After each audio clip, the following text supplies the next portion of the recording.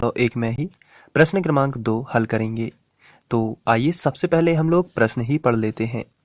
इसमें दिया गया है बिंदुओं 0, 0 और 36, 15 के बीच की दूरी ज्ञात कीजिए।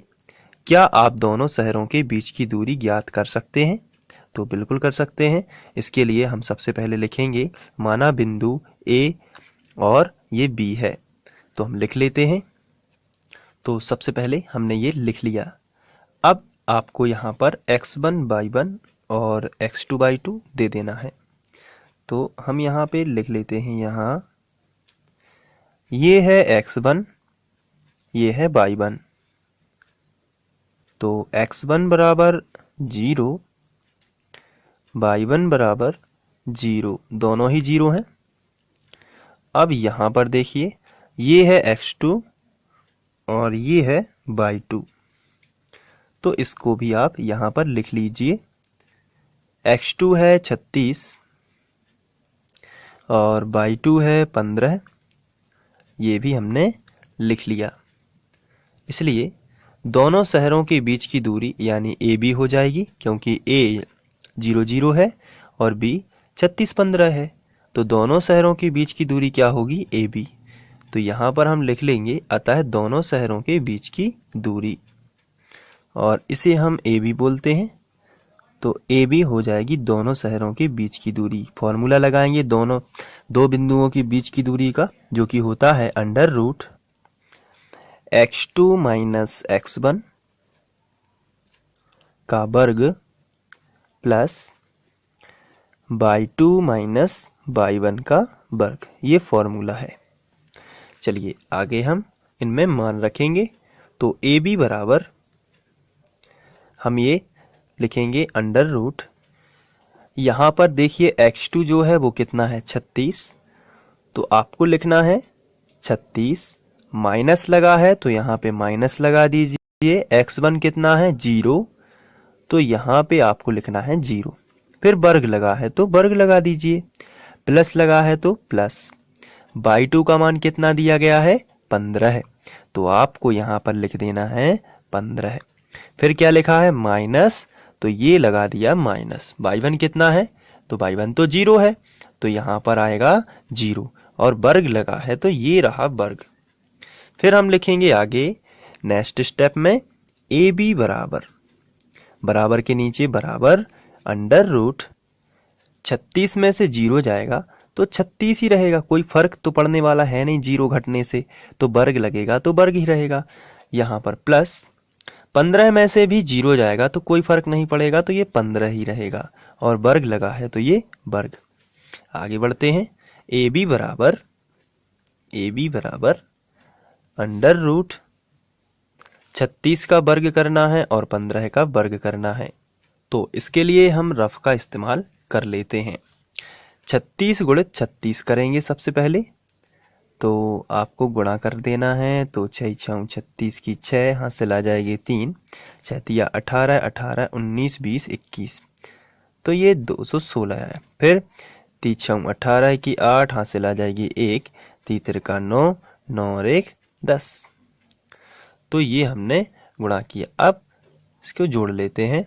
6, 8 और 1 9, 2 ज्यों का त्यों और 1, तो ये आया है 1296। तो हम यहाँ पर लिख देते हैं 1296। फिर लगा है प्लस, तो यहाँ पर लगाएंगे प्लस। 15 का वर्ग यानी 15 गुणित 15 होता है, तो इसके लिए हम रफ का इस्तेमाल फिर से कर लेते हैं। 15 गुणित 15, तो 15 की टेबल तो आपको आती होगी। 15 पौने 75 की 5, हाथ से ला जाएगी 7, 15 एकम 15, 15 और इस तरीके से हमने 7 और जोड़ दिया तो हो गया 22। 225, तो हम यहाँ जाके सिंपली लिख सकते हैं 225। अब हमें इन दोनों को जोड़ना है। तो AB बराबर √ और इन दोनों को जोड़ना है, तो यहाँ पे हम लिखेंगे 1296 और यहाँ पर लिखेंगे 225 और इनको जोड़ देंगे। तो 6 और 5 11 की 1, हाथ से ला जाएगी 1, 9 और 2 11 और 1 12 की 2, हाथ से ला जाएगी 1, 2 और 2 4 और 1 5 और 1 15 21, तो यहाँ पर हमने लिख दिया 15 21। अब हमें करनी के बाहर 15 21 को निकालना है, यानी कि इसके गुणनखंड निकालने पड़ेंगे। तो ए बी बराबर, अब हम 15 21 के गुणनखंड निकाल लेते हैं। तो इसके लिए हम सिंपली रफ का इस्तेमाल कर लेते हैं। तो यहाँ पर हमने लिखा 15 21 और हमने शुरू किया इसका गुणनखंड करना। तो लास्ट में 1 है तो 3 से चला जाएगा, 3 5 15। अब ये 2 में तो जा नहीं रहा, इसलिए 0 आ जाएगा, फिर हो गए 21। तो 30 आते 21। आपको इस तरीके से ही करना है, ध्यान रखना है। फिर एक बार 3 से दे देते हैं क्योंकि लास्ट में 7 है। तो 3 एकम 3, तो 5 थे, 3 एकम 3 हो गया, तो कितने बचे? 2 बचे। तो कितने हो गए? 20 हो गए यहाँ पे। तो 3 × 18, फिर बच गए 2, तो हो गए 27। तो यहाँ पर 3 नाम 27। फिर 169 हो गया ये, तो ये 13 से जाएगा क्योंकि हमें मालूम है कि 13 × 13 करेंगे तो 169 आता है। तो 13 13 169 और फिर 13 एकम 13। तो ये है 3 × 3 × 13 × 13। तो यहाँ पर हम लिख देंगे। तो हम यहाँ पे लिखेंगे 3 × 3 × 13 × 13।